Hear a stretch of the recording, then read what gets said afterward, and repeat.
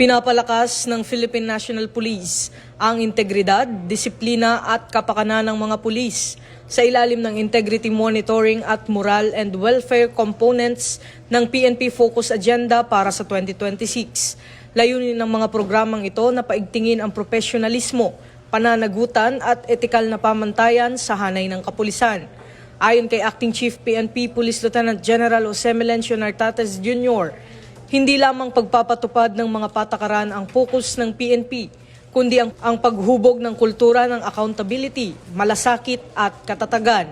Kabilang dito ang pagpapalakas ng mental health programs tulad ng Bantay Kaisipan na noong 2025 ay nagsagawa ng libu-libong psychological exams, stress at anger management sessions, counseling at regular na evaluations para sa mga pulis.